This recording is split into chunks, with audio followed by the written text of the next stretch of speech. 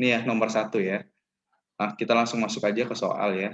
Ini mungkin adalah yang sedang terkenal ya saat ini ya, berkembang di era pandemi COVID-19 ya, terkait virus itu sendiri. Nah, soal pertama, klasifikasi pada virus tidak didasarkan atas, ayo, jawaban apa?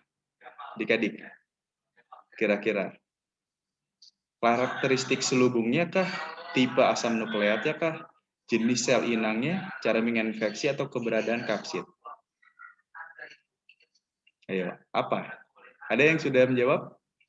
Atau ada yang mau menjawab? Ya, silakan. Jawabannya apa? Kira-kira? Cara menginfeksi, Kak. Cara menginfeksi. Kenapa? Kenapa cara menginfeksi?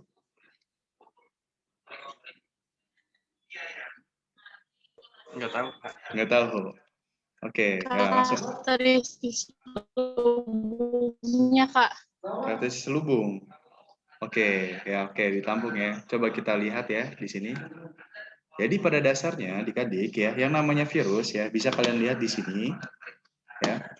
Yang namanya virus itu ada bagian-bagiannya ya. Di sini ada kepala, ada bagian selubung ya. Di sini ada bagian untuk apa namanya, jarum penusuk ya, papan dasar ya kan, ada bagian kaki. Jadi klasifikasi virus itu banyak banget ya.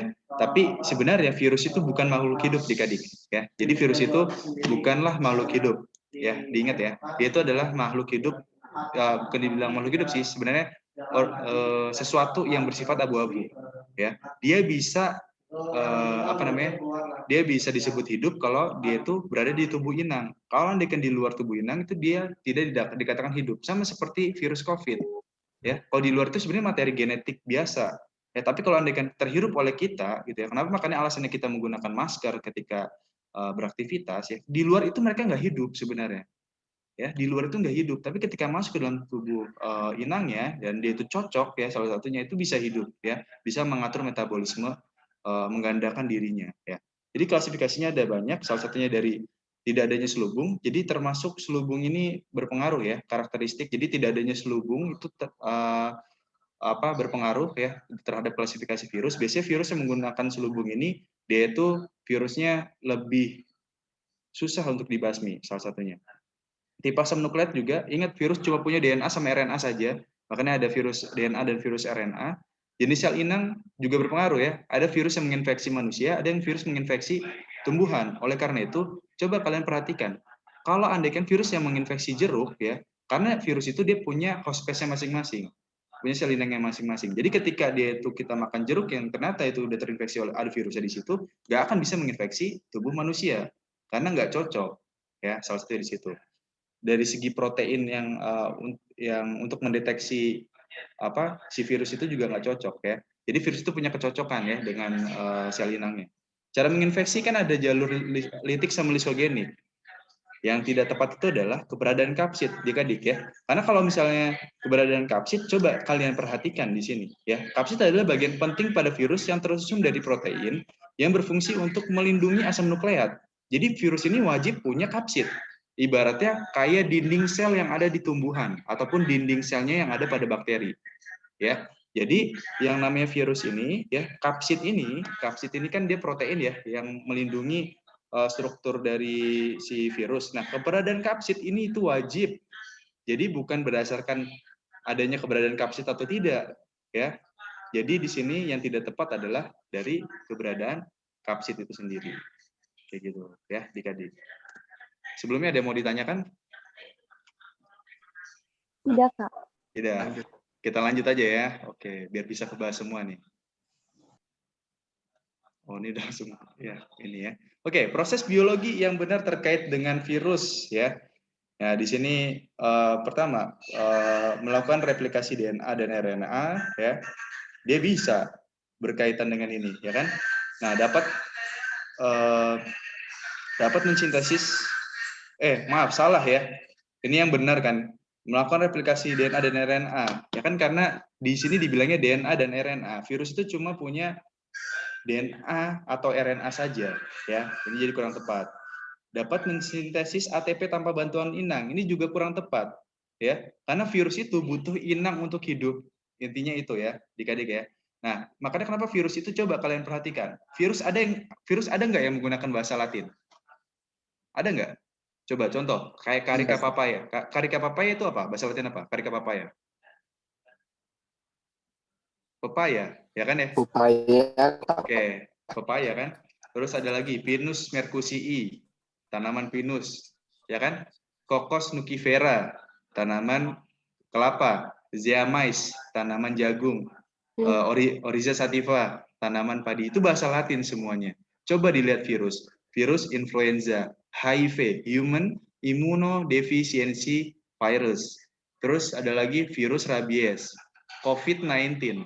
Nggak ada bahasa Latinnya kan? Karena virus ini, menurut pakar taksonomi, dia tidak termasuk makhluk hidup, ya. Jadi diklasifikasikannya khusus menggunakan bahasa Inggris, ya, untuk virus itu sendiri. Virus influenza, ya kan ya. Terus apalagi DBD. Nanti kalian harus bisa membedakan tuh ya. DBD sama malaria itu beda. Bedanya di apa? Selain nyamuknya. Ayo, adik-adik tahu apa perbedaan DBD sama malaria? Apa kira-kira? Di apanya? Nggak tahu. Nggak tahu. Jenis nyamuknya. DBD, Oke, iya, oke, jenis nyamuknya betul. DBD itu virus Kak, sedangkan Oke. untuk malaria itu bukankah disebabkan dengan plasmodium? Iya, betul sekali. Ya. Siapa nih tadi menjawab? Kakak kalau lagi share screen nggak terlalu kelihatan. Hadir Kak. Oke. Ya. Nanti sambil ini sebutin namanya ya biar kakak tahu. Soalnya kalau lagi share screen nggak kelihatan semuanya ya. Ya, jadi intinya betul tadi ya. DBD itu yang nyebabin itu virus. Ya, ingat virus. Tapi kalau andaikan malaria yang menyebabkan adalah protista dari spesies Plasmodium. Dia protista dari kelas Sporozoa, ya, yang tidak memiliki alat gerak. Ya, jadi Plasmodium ya penyebabnya. Oke, kita kembali lagi ke sini. Nah, yang bagian D, memasukkan materi genetik ke dalam sel inang. Ya, ini betul sekali ya. Yang namanya reproduksinya si virus kan salah satunya itu ya. Intinya memasukkan materi genetiknya ke sel inang, entah itu bakteri. Sel inang itu nggak selalu manusia ya. Entah itu bakteri, entah itu tumbuhan, entah itu manusia. Yang jelas dia itu memasukkan materinya dan dia melipat gandakan. Bahasanya mengambil alih metabolisme dalam tubuh inangnya. Nah, menyerap makanan yang diperlukan dari lingkungannya. Kalau andaikan virus dia itu bisa menyerap makanan dari lingkungannya, dia nggak butuh yang namanya inang sebenarnya, karena dia bisa menghidupi kehidupannya dari situ, ya. Nah, bisa dilihat di sini ya. Ingat, virus ada dua daur ya, ada daur litik sama lisogenik. Litik ini ketika kondisi si inangnya itu lemah imunnya ya, bisa dilihat di sini, langsung dirakit ya. Replikasi, sintesis, pembentukan, perakitan hingga akhirnya lisis gitu ya. Sedangkan kalau daur lisogenik ya, daur lisogenik itu daur ketika keadaan si inangnya itu imunnya lagi kuat ya. Jadi bisa dibilang disusupin dulu ya, disusupin ya di dalam materi genetik inangnya. Nanti ketika sudah dalam keadaan yang cocok gitu ya, dia nanti akan masuk ke daur litik. Sebenarnya ujung-ujungnya nanti akan ke litik, adik-adik ya. Jadi yang namanya daur ini dia nanti akan masuk ke daur litik ujung-ujungnya. Hingga akhirnya ujung-ujungnya adalah lisis, pecah. Dia memperbanyak diri. Seperti itu. Oke, sampai situ ada yang mau ditanyakan? Lanjut. Sejauh ini cukup Kak. Lanjut. Ya, lanjut ya. Poinnya kalau andaikan ada yang bingung ditanyakan saja. Gak usah malu ya. Dan ini kakak sebenarnya seneng juga ya bisa ngajar sama teman-teman se-Indonesia gitu ya. Ada yang dari Indonesia bagian tengah, mungkin ada yang dari bagian timur juga, bagian barat gitu ya. Kita bisa sharing bareng sini. Oke, kita lanjut ya di sini. Pernyataan yang tepat mengenai pengelompokan mikroorganisme adalah sebagai berikut. Virus hepatitis B tidak termasuk makhluk hidup. Escherichia coli termasuk eukariota. Volvox globator termasuk prokariota. Saccharomyces cerevisiae termasuk bryophyta. Plasmodium vivax termasuk ascomycota. Yang mana kira-kira jawabannya? pernyataan yang tepat mengenai pengelompokannya. Yang mana? Ada yang sudah jawab? Yang A. Yang A. Oke, coba kita lihat ya. Iya, betul. Salah satunya. Virus hepatitis merupakan bagian dari virus. Dan intinya dia itu bukan makhluk hidup. Ingat, virus bukan makhluk hidup. Ya, dicamkan dari sekarang ya. Virus bukan makhluk hidup. Makanya, virus itu tidak dapat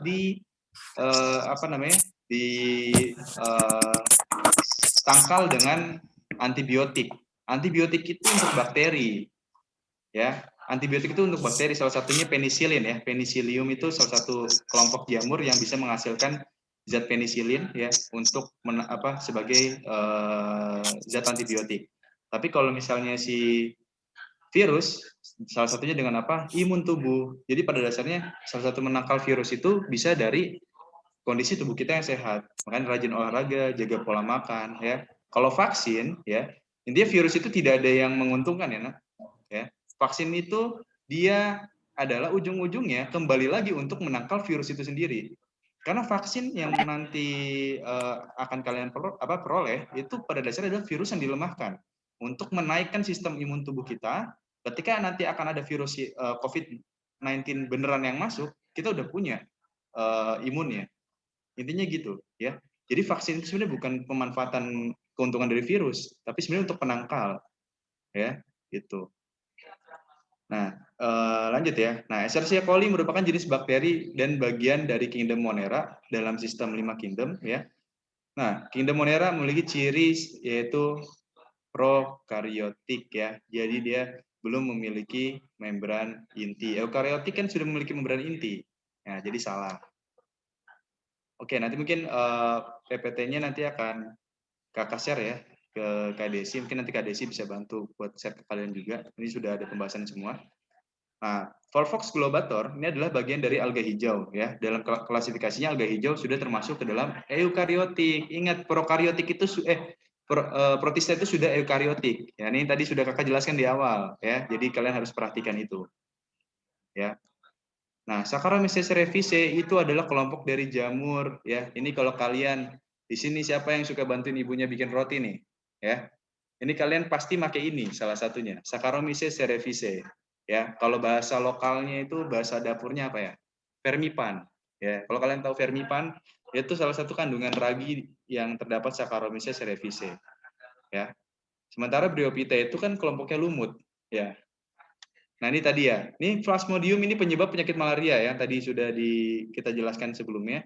Nah, intinya dia tuh kelompok dari protista, bukan kelompok dari jamur, karena Ascomycota itu adalah kelompoknya jamur. Plasmodium kan kelompoknya dari protista.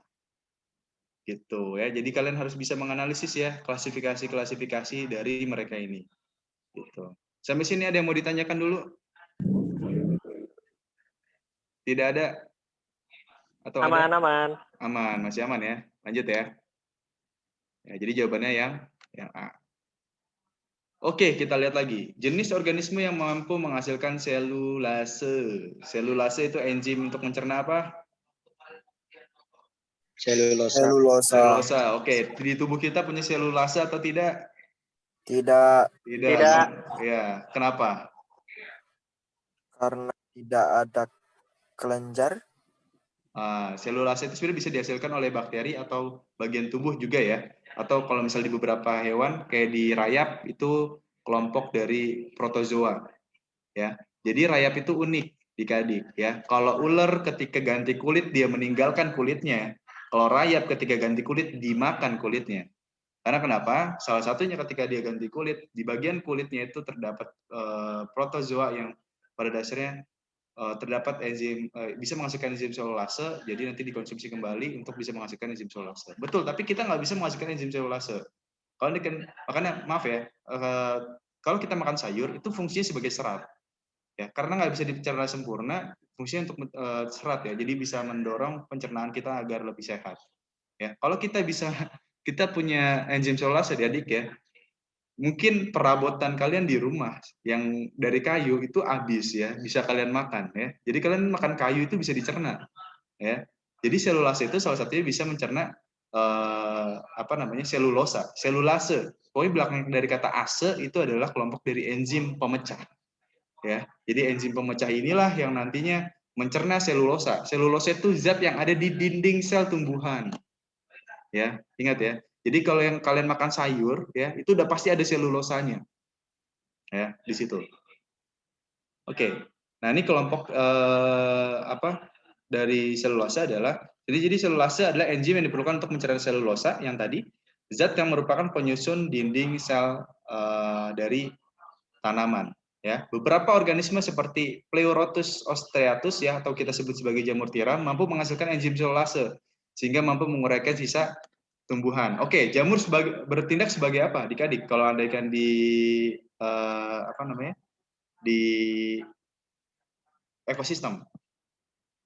Dekomposisi. Ya, dia sebagai apa? Dekomposisi ya. Dekomposisi itu prosesnya ya. Atau Dekomposer. nah, dekomposer. Prosesnya dekomposisi. Ya, dekomposer. Nah, dibedain lagi nih. Ada namanya dekomposer, ada yang namanya detritivore. Ayo, bedanya apa tuh? Kalian tahu? Ada namanya dekomposer. Silakan. Sisa-sisanya. Oke, ya betul ya. Detritivore itu adalah sisa-sisa dari misalnya gini, serasah yang jatuh dari dedaunan ya, dimakan oleh cacing ya. Jadi bahasanya itu yang menguraikan dari ukuran yang besar menjadi ukuran kecil. Seperti itu. Nanti bisa juga nanti dari ukuran yang kecil itu diolah kembali sama si dekomposer ataupun dekomposer bisa langsung apa namanya? Mencerna makanan yang makhluk hidup yang sudah mati itu untuk akhirnya yang tadinya punya zat organik gitu ya, jadi zat anorganik yang nanti digunakan kembali oleh tumbuhan sebagai zat hara ya. Ini tadi ya kelompoknya si jamur tiram. Nah, hewan mamalia seperti sapi, kuda dan kambing tidak dapat menghasilkan enzim tidak bisa menghasilkan enzim isolase agar dapat menguraikan tanaman, maka hewan ini melakukan simbiosis mutualisme dengan bakteri penghasil selulase. Makanya kalau kalian lihat, maaf ya, kotoran yang namanya hewan-hewan seperti sapi, kuda itu kan relatif lebih halus. Ya, itu karena mereka itu bisa mencerna secara sempurna enzim-enzim zat selulosa ya oleh si enzim selulase. Tapi siapa yang menghasilkan? Bakteri. Si bakteri yang ada di dalam tubuh mereka. Jadi yang tepat jawabannya D. Escherichia coli tidak dapat ya. Evolvox ini gunanya dia itu sebagai ini apa namanya fitoplankton ya di dalam perairan. Penisilin ini dia berfungsi sebagai antibiotik ya. Dia antibiotik penghasil antibiotik ya. Jadi penghasil zat yang tidak disukai oleh bakteri. Biasanya makanya dijadikan antibiotik nih si penisilin. Nah, ini kelompok Staphylococcus aureus ini penyebab penyakit kulit ya. Jadi tidak bisa dia untuk menghasilkan enzim selulase. Oke, kita lanjut ya. Nah, ini bentuk dari jamur tiram. Ya mungkin kalian juga suka makan ya. Ini suka ada kok di warung-warung ya. Pasti kalian pernah makan ini juga. Oke, tadi sampai sini ada yang mau ditanyakan? Apa lanjut? Sudah jelas? Aman, aman. Aman ya. Oke, lanjut ya. Nah, lanjut ke soal selanjutnya. Berikut ini adalah pasangan yang benar antara mikroorganisme prokariotik dan perannya dalam kehidupan manusia. Kecuali yang mana? Yang D, Kak. Yang A bukan, Kak? Ayo, Yang D, ada yang Kak. jawab A, ada yang jawab D. Oke, kita lihat ya di sini ya. Di sini coba diperhatikan, adik-adik. Mikroorganisme prokariotik. Kalau prokariotik siapa dia? Siapa dia? Monera. Monera itu kelompok siapa? Bakteri. Bakteri. Di sini kelompok bakteri semua apa? Ada yang di luar bakteri?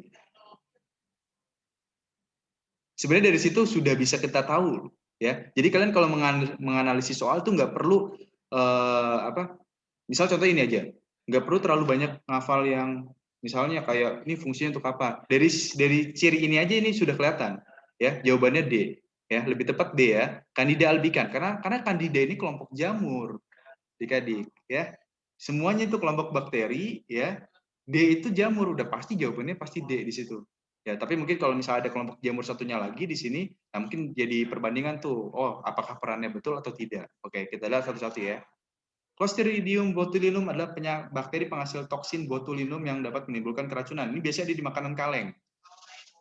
Ya, jadi hati-hati ya kalian kalau misalnya makan makanan kaleng ya, terutama makanan kaleng yang di tempat penyimpanannya itu kurang baik, yaitu hati-hati. Ini suka ada Clostridium botulinum. Dia suka ada di tempat-tempat makanan kaleng ya. Makanya kalau bisa kalian kalau beli di supermarket itu makanan kaleng, misalnya apa ya bentuknya entah itu sarden dan lain sebagainya, kalian cuci bersih dulu ya. Jangan langsung asal misalnya kita nggak tahu ya tempat itu bersih atau enggak langsung diminum atau langsung diolah gitu ya. Kalau bisa dicuci bersih karena dikhawatirkan ada bakteri namanya Clostridium botulinum. Oke, Untuk lanjut. bertanya sedikit Kak, Oke, silakan. kalau Clostridium botulinum itu menghasilkan racun botulinum, Hmm. bagaimana dengan botox yang digunakan kecantikan itu Kak? Kenapa nggak ada kematian terhadap pasien Di pengguna apa? Di apa? Pengguna apa? pengguna botox? Kan bukannya sama ya Kak, racunnya yang dihasilkan? Botox itu yang ada di apa? Kakak agak lupa. Yang digunakan untuk kecantikan tuh loh Kak.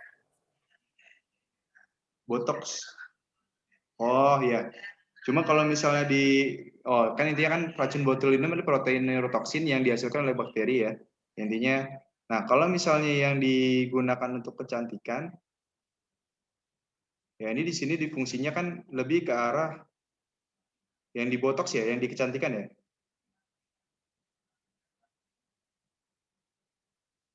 Nah, tapi si botox ini dia fungsinya punya fungsi lain karena kan di botox ini kan didesain untuk melemaskan garis-garis wajah akibat intinya penuaan ya.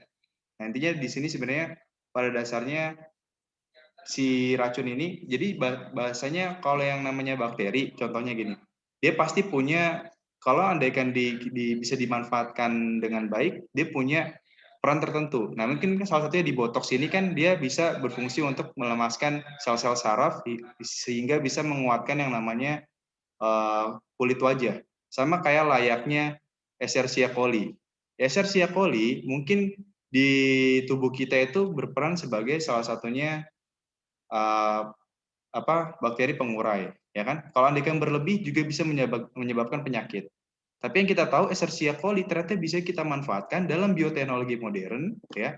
Salah satunya untuk perbanyakan yang namanya zat insulin.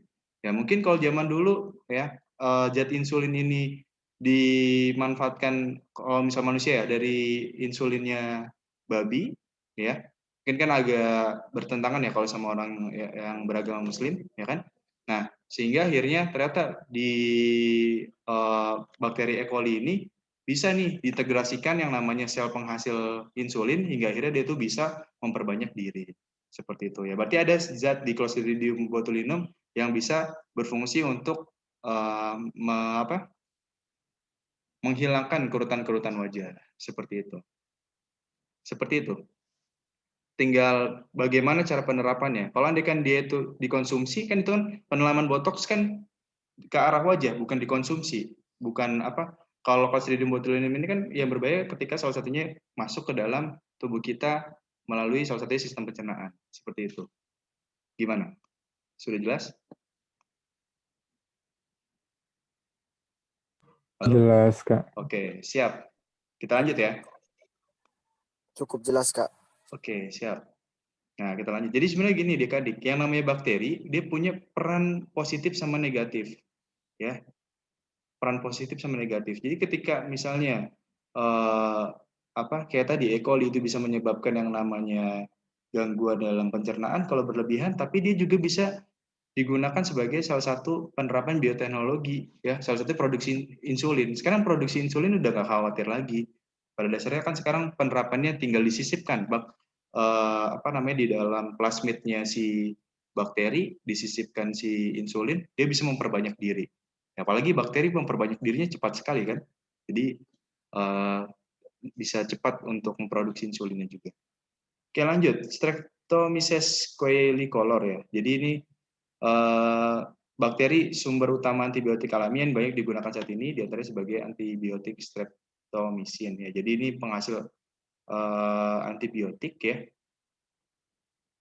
Nah, kalau Candida albicans ini adalah jamur ya yang menyerupai ragi yang diantaranya dapat menyebabkan keputihan pada wanita ya. Kelompoknya Candida albicans ini adalah kelompoknya salah satunya Dichromycetes ya, dia itu sama satu kelompok dengan jamur yang menyebabkan panu ya, salah satunya itu. Sama di sini Pseudomonas aeruginosa ya, ini sebagai bakteri penyebab utama infeksi di paru-paru ya. Selain itu juga dapat dimanfaatkan sebagai pendegradasi limbah organik ya, kan di sini bisa dilihat tuh ya, dia bisa menyebabkan infeksi paru-paru, tapi bisa dimanfaatkan kalau andaikan di lingkungan sebagai pendegradasi dari limbah organik. Nah, jadi dari sini bisa kita ketahui bahwasanya Candida albicans merupakan kelompok dari kingdom fungi ya, sehingga tidak tepat sebagai mikroorganisme prokariotik karena dia itu udah termasuk organisme eukariotik ya. Seperti itu ya. Oke, ada yang mau ditanyakan dulu sebelumnya? Kak, mau nanya dong, Kak. Ya, silakan. Jadi kalau misalkan kita ketemu soal kayak gitu, kita kagak tahu, itu cara jawabnya gimana, Kak? Nah, sebenarnya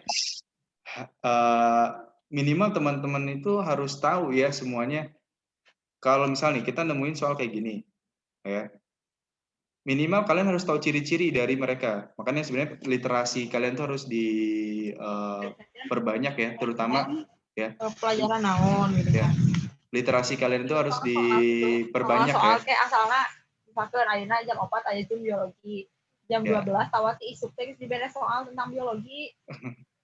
Dibere soal biologi dikerjakan. Mungkin bisa dimatikan dulu. Ayeuna dibahas. Jadi dibeli Oke. eta. Terus teh. Oke. Aya mungkin bisa dimatikan dulu mikrofonnya. Terus aya sebagian orang anu UTBK lagi gratis yang diberi duit ke UTBK. Teuing iraha tapi eta. Udah, Kakak lanjut ya. Jadi intinya kalau Anda menemukan soal seperti ini ya, kalau Anda menemukan soal seperti ini, pertama ya, kalian tuh literasinya harus tetap harus banyak baca ya terkait contoh-contoh mengenai ini mau nggak mau kalian tuh harus tahu ini Clostridium kelompoknya siapa, Lactobacillus kelompoknya siapa. Jadi minimal kalian tahu walaupun kalian tidak tahu fungsinya ya, dia itu sebagai apa. Kalian itu tahu dulu dia itu masuk ke dalam kingdom apa. Minimal itu kalau kalian menemukan soal ini. Susah juga andai kan kalian tuh tidak mengetahui ini organisme apa. Contoh kalau misalnya gini, ya kita mungkin bisa Google. Ya, mungkin mikrofonnya bisa dimatikan dulu ya. Pas boga paket pendidikan, Google teh bisa tapi lila bisa. Lila tapi lebih gampang. Bisa di unmute dulu. Bisa di mute dulu. Oke. Lanjut ya. Jadi untuk kalau misalkan kalian menemukan soal seperti ini, kiat-kiat dari kakak yaitu adalah salah satunya kalian perbanyak literasi, minimal baca mengenai contoh-contoh dari kelompoknya Monera ya, terutama biasanya di pemanfaatan tuh ya. Contohnya misalnya kalian kalau di buku kalian itu kan banyak ya pemanfaatan kelompok Monera sebagai apa saja yang menguntungkan merugikan, salah satunya itu. Nah, terus misalnya di kelompoknya fungi, siapa yang merugikan, siapa yang menguntungkan. Nah, itu kalau harus kalian baca, biar kalian tahu ini ya di sini. Nah, contohnya gini, kalau ini kan kalian nggak tahu, nggak punya model terkait itu. Nah, kakak 100% yakin kalian akan menjawab tentang Lactobacillus bulgaricus. Karena kenapa? Ya mungkin yang sering yang di pikiran kita itu B, Lactobacillus bulgaricus gitu. Jadi karena kita taunya itu, ya udah dijawabnya itu, gitu ya. Jadi kalau saran dari kakak, kalau misalnya menemukan soal seperti ini, itu tolong kalian baca mengenai peranan makhluk hidup ya di kingdom Monera sampai di kingdom Animalia ya. Siapa yang punya peran menguntungkan, siapa yang punya peran merugikan. Insya Allah nanti kalian bisa mengetahui. Sama banyak latihan soal, salah satunya itu latihan soal dari UTBK sebelumnya. Ini kan kakak juga dapat dari KDSI ya. Ini kan soal dari UTBK sebelumnya. banyak latihan soal sama banyak literasi gitu. Itu paling gimana? Ada lagi? Aman. Oke, itu ya salah satu kiatnya ya. Oke, kita lanjut ke bagian selanjutnya nih, protista. Protista yang dimasukkan ke dalam kelompok autotrof dan juga heterotrof. Ini mau nggak mau kalian harus juga banyak latihan soal nih, ya minimal di bagian protista, ya. Kalian nanti banyak baca, sebenarnya kakak punya beberapa bahan ya. Nanti mungkin kakak akan kirim ke Kak Desi ya, mungkin Kak Desi nanti akan bisa bantu distribusin ke kalian untuk akhirnya bisa jadi bahan modul. Kakak punya beberapa apa ringkasan-ringkasan ya, nanti bisa kalian baca. Nah, di sini jawabannya apa kira-kira? Kelompok autotrof dan juga heterotrof. Berarti dia itu kelompok yang menghasilkan makanan dan juga bersifat heterotrof juga. Yang mana kira-kira? Yang mana? Yang B. Euglena. Ini memang sudah terkenal. Ya. Euglena merupakan organisme protista mirip tumbuhan karena memiliki klorofil dan protista mirip hewan karena bergerak. Nah, jadi sebenarnya dulu ahli dari taksonomi juga agak kebingungan nih mengelompokkan Euglena. Karena Euglena ini bergerak aktif layaknya hewan. Tapi dia punya klorofil gitu ya. Seperti layaknya tumbuhan. Ya. Jadi apabila Euglena berdiam di tempat yang tidak terkena cahaya matahari, maka Euglena akan berganti menjadi heterotrof. Jadi dia itu mengondisikan dirinya, gitu ya, dengan menguraikan limbah organik di sekitarnya, dan dia juga punya alat gerak layaknya seperti kelompok hewan lainnya, gitu ya. Jadi jawabannya B. Amuba, ya, amuba dia kelompok heterotrof, ya, dan dia ini kelompoknya beda ya, ini kelompoknya protista juga. Trypanosoma itu satu kelompok sama si Euglena. Kalau andaikan dia kan kelompoknya masuknya ke flagellata, ya. Trypanosoma ini dia salah satu penyebab penyakit ini ya pada hewan, sura sama penyakit tidur kalau tidak salah, ya. Nah ini Trypanosoma itu satu kelompok dia sama si Euglena, ya seperti itu. Oke, sampai sini ada yang mau ditanyakan dulu? Intinya kalau untuk kalian menemukan soal ini, ya ini bisa dilihat di gambar. Ya, kiat-kiat dari kakak, satu emang harus banyak latihan soal kalian, ya. Sama kalian bisa baca secara secara terperinci mengenai kelompok. Jadi kalian harus bisa tahu pembeda. Ya, protista itu, oke kakak mau tanya dulu. Protista itu kan dibagi menjadi protista mirip hewan, protista mirip tumbuhan, sama protista mirip jamur. Nah, kalau di protista mirip hewan itu dibagi berdasarkan apa? Ada yang tahu? Protista mirip, iya, berdasarkan alat geraknya. Ada yang bergerak dengan silia, ya. Ada yang bergerak dengan bulu cambuk, ya dengan flagel, ya. Ada yang bergerak dengan pseudopodia, ya, seperti amuba, kaki semu. Ada juga yang bergerak dengan tidak punya alat gerak, sporozoa, seperti plasmodium. Jadi malaria itu penyebabnya adalah kelompoknya si protozoa, kelompoknya protista mirip hewan, kayak gitu. Sampai sini paham? Ya, paham. Oke, ada yang mau ditanyakan dulu? Tidak ada? Oke, lanjut ya. Oke, jamur yang menginfeksi batang gaharu sehingga menghasilkan resin berbau harum adalah, ya ini seperti ini, batang gaharu ya. Biasanya juga salah satunya dijadikan bahan untuk parfum. Ya. Kelompoknya siapa? B. Nah. Oke, kita lihat pembahasannya. Jamur yang menginfeksi batang gaharu sehingga menghasilkan resin berbau harum adalah kelompok dari Fusarium. Fusarium itu adalah kelompok jamur dari kelompoknya kapang, ya, kelompoknya kapang, ya. Jadi dia itu bisa nanti menghasilkan, jadi di sini ya di dalam si pohon gaharu ini nanti kayak ada celah-celah yang nanti bisa diisi oleh si Fusarium. Ya, nanti dia itu bisa menghasilkan wangi-wangian yang berbau harum. Oke. sama satu lagi, kakak mau jelasin. Yang namanya fungi itu sebenarnya dibagi menjadi 3.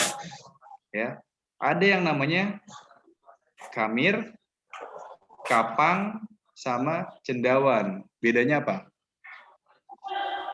Ada yang tahu bedanya? Jamur itu dibagi menjadi 3. Ingat ya. Kamir, kapang, sama cendawan. Yang sering kita makan itu yang mana? Cendawan, kamir, apa yang kapang? Cendawan, Kak. Iya, cendawan. Ya, jadi kelompok cendawan itu adalah yang punya fruiting body. Jadi dia itu punya badan yang memang benar-benar bentuk yang familiar seperti jamur yang kita makan. Ya, kalau kelompoknya kapang, Fusarium itu salah satu kelompoknya sama kayak kelompoknya jamur yang ada di tempe. Ya, kalian tahu ya jamur yang di tempe ya? Siapa jamur yang ada di tempe? Siapa? Rhizopus. Rhizopus oryzae. Ya, itu kelompoknya kapang. Nah, kelompok kamir itu adalah jenis jamur uniseluler. Ya, dia bersel satu dan dia itu memang bentuknya tidak terlihat. Kalau kapang itu masih terlihat serabut-serabutnya. Nah, kalau andai kelompoknya kamir itu sudah tidak terlihat ya, jadi butuh mikroskop. Kelompok siapa dia salah satunya? Kelompoknya Saccharomyces cerevisiae. Kelompoknya ragi-ragian itu jamurnya tidak terlihat tuh, uniseluler dia. Seperti itu. Itu salah satu kelompok dari kamir. Sampai sini gimana? Ada yang mau ditanyakan dulu?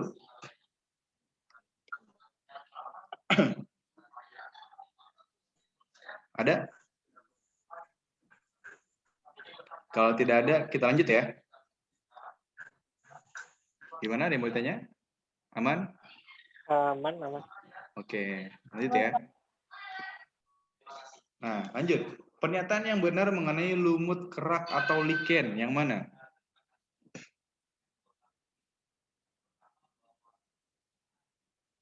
Yang mana? Adik-adik. Kalian jawabannya mana? Yang mana? D? Bukan. D apa Yang B? D bukan, Kak. Nah, Yang A, D. coba kita D. lihat ya. D. Ya, lichen adalah salah satu bentuk, sebenarnya dibilangnya lumut karena bentuknya memang kayak lumut, ya. Ya, jadi memang jawabannya yang D. Dia itu adalah kelompok yang bersimbiosis antara alga dengan jamur. Ingat, alga dengan jamur, bukan lumut dengan alga. Ya, ingat. Ya, dia itu bentuk simbiosis antara alga sama jamur. Di mana bisa kita lihat lichen bersimbiosis antara ganggang hijau atau ganggang biru dengan jamur dari kelas Ascomycotina, ya. Sehingga kalau misalnya di sini kan bentuknya kan simbiosis, berarti ada sifat saling menguntungkan, ya kan? Nah, apa yang diperoleh dari alga, apa yang diuntungkan dari jamur? Coba. Apa yang membuat mereka saling menguntungkan? Ada yang tahu? Ada yang tahu? Apa yang membuat mereka menguntungkan? Mungkin alga tempatnya lembab, mungkin ngandung air mungkin. Nah, terus coba kita lihat di sini. Siapa yang bisa berfotosintesis? Alga apa jamur? Alga. Oke. Jadi jamur berfungsi salah satunya mengikat air. Dia mengambil zat-zat yang bisa dibilang dibutuhkan untuk proses fotosintesis. Nah, bahan itu yang akan masak bahasanya gitu ya. Yang masaknya siapa? Alga, ya. Nanti hasil dari fotosintesis tersebut nanti akan diedarkan juga ke jamur. Jadi jamur juga ikut dapat bagiannya tuh. Ibaratnya jamur nyari bahan makanan nih. Ya, yang masaknya alga ya. Alga masak kan buat dirinya sendiri, sama jamur juga dapat gitu. Jadi di dalam satu tubuh lichen itu ya itu ada jamur sama alga. Jamur yang mencari bahan ya seperti air dan zat hara gitu ya. Alganya salah satunya membantu dalam proses fotosintesis untuk menghasilkan makanan. Karena pada dasarnya kan jamur tidak bisa menghasilkan makanan. Nih, sifat dia kan heterotrof ya, kayak gitu. Nah, inilah kelompoknya. Nah, mungkin kalau yang di sini tinggal di daerah sejuk ya, seperti daerah dataran tinggi, kalian akan sering melihat ini. Ya. Karena mereka ini adalah salah satu indikator udara bersih. Ya, mungkin di sini yang tinggal di perkotaan gitu ya. Kalian mungkin nggak akan menemukan mereka, ya. Salah satu lichen ini adalah tumbuhan yang dia hanya hidup di kondisi kelembapan udara dan suhu udara yang cocok. Makanya lichen ini salah satu dijadikan indikator udara bersih. Ya, di mana ada lichen, di situ kondisi udaranya masih bagus berarti tandanya. Seperti itu. Nah, mungkin kalau yang tinggal di daerah Jakarta, Depok, kalian mungkin udah agak kayaknya nggak akan menemukan lichen seperti itu. Nah, yang tinggal di daerah Puncak atau daerah Bogor ya, atau di daerah dataran tinggi lainnya, kalian nanti akan menemukan kelompok dari lichen ini. Dan lichen ini adalah merupakan kelompok asosiasi dari simbiosis antara alga dan jamur. Dan ingat ya, jamur itu dia tuh bisa menyerap air itu secara maksimal. Karena salah satunya ada bentuk simbiosis antara jamur dengan pohon ya, di akar pohon. Namanya apa? Ini kan bentuk simbiosis, ada juga bentuk simbiosis lagi dari jamur. Apa namanya? Bintil akar bukan Kak? Kalau bintil akar dia asosiasinya dengan bakteri, ya.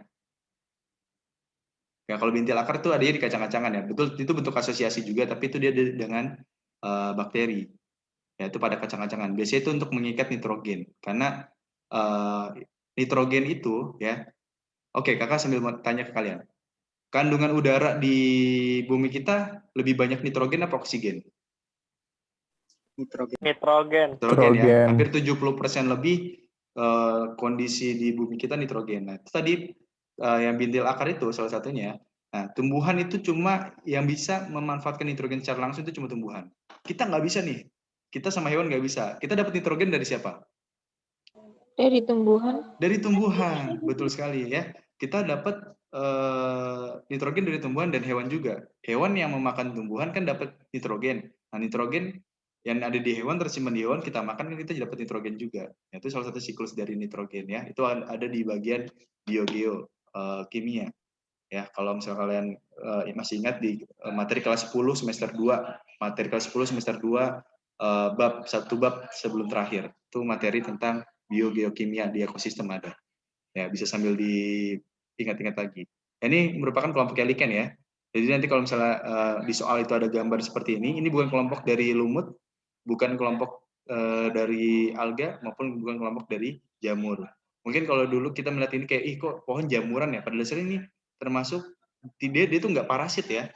Enggak, dia cuma numpang, hidup di situ cuma numpang. Sifatnya epifit kayak tumbuhan anggrek. Kayak gitu. Oke, ada yang mau ditanya dulu sebelumnya? Gimana? Sudah jelas? Jadi kalau kalian menemukan soal seperti ini ya terkait lichen ya, mayoritas di beberapa soal memang ada ya terkait lichen. Nah, kalian harus tahu siapakah si lichen ini ya, minimal itu ya. Sama apa fungsinya si lichen ini tadi ya, sebagai indikator udara bersih salah satunya, dan kenapa dia itu bisa bersifat saling menguntungkan. Ya, yang tadi ya, si jamurnya itu nanti mencari air dan zat hara gitu ya. Si alganya dia itu berfungsi sebagai pembentuk dari si zat makanan itu sendiri. Kayak gitu. Oke, gimana? Sampai sini ada yang mau ditanyakan dulu? Tidak. Tidak. Lanjut ya. Oke. Nah, ini hewan apa kira-kira sebelum kita lanjut ke soalnya? Ubur-ubur. Ubur-ubur. Ubur-ubur. Dia kalau dari kelompok apa? Coelenterata. Coelenterata. Betul ya. Sebutannya adalah hewan berongga. Ya. Nah, hewan yang tampak pada gambar di samping adalah hewan yang memiliki apa? Coba kita lihat di sini. Kira-kira jawabannya yang mana? Yang E. Ya, Yang E, Kak. yang E. Coba kita lihat ya. Oke, ya. Jadi memang hewan yang bertampak pada gambar di atas adalah di samping ini ya, adalah ubur-ubur, yakni hewan laut dari kelas Scyphozoa, ya, filum Coelenterata. Di antara ciri-ciri ubur-ubur bisa dilihat, intinya dia tuh nggak punya otak ya, yang ada hanyalah kumpulan dari impuls saraf yang dapat mendeteksi sinyal lingkungan. Dia itu adalah hewan masih tingkat rendah, ya, adik-adik. Jadi bahkan penyusun tubuhnya itu cuma 2 lapisan embrional. Makanya kenapa disebutnya sebagai diploblastik, ya. Kalau kita ini udah triploblastik. Jadi yang membedakan, yang memisahkan antara diploblastik dan triploblastik itu sampai ke kelompoknya Coelenterata. ya, sampai di kelompoknya Platyhelminthes, Vermes ya, di kelompok cacing-cacingan dari Platyhelminthes, Nemathelminthes, Annelida sampai ke sana itu maksudnya sampai ke hewan tingkat lanjut ya, sampai ke kita Chordata gitu ya, kelompoknya Chordata itu adalah kelompoknya Tripoblastik. Ya, Tripoblastik. Jadi dua lapisan ini lapisan apa aja, Dik-adik? Apa aja lapisannya namanya? Ada yang tahu? Tahu nggak lapisan apa aja namanya? Lapisan Endoderm, ectoderm, meso. Nah, kalau anda kan yang tripoblastik dia tuh punya mesoderm, ya, diingat-ingat tuh. Ya, jadi dia cuma punya dua lapisan embrional saja, endoderm dan si ectoderm. Ya, oke. Jadi adalah C, ya, 3 lapisan ini tidak betul ya. Jadi diingat-ingat tuh. Pokoknya ciri umumnya aja di situ. Jadi kalau kalian mempelajari UTBK terkait klasifikasi, kalian yang harus tahu adalah ciri khas dari makhluk hidup tersebut. Ya, ingat, ciri khas dari makhluk hidup tersebut. Ya, contoh si Coelenterata. Ciri khas dia apa sih dari Coelenterata? Oh, dia masih kelompoknya diploblastik.